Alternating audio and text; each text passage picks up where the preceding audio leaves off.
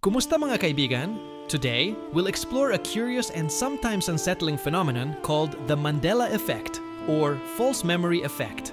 Sa Mandela Effect, maraming tao ang nakakaramdam ng magkakatulad na maling alaala. Parang lahat ay naniniwala na nangyari ang isang bagay kahit alam nating hindi ito totoo. Imagine, maraming affected individuals ang sabay-sabay nag-iisip ng parehong pangyayari, ngunit iba-iba ang katotohanan. Para sa kanila, tila mali ang mundo at hindi maipaliwanag ang mismatch. Ito ay nagpapakita ng malakas na impluwensya ng collective memory at kung paano maaaring ma-modify ng utak ang alaala. Ang perception at memory ay minsang nagkakalito at nagre-resulta sa ganitong phenomenon. Para sa affected individual, nakakalito at nakaka-stress.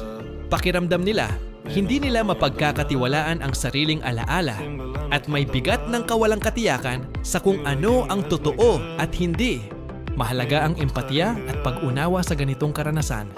Ang memorya natin ay delikado at minsan nakakapagpabago sa ating pananaw sa mundo. Alagaan natin ang mental health at suportahan ang bawat affected individual.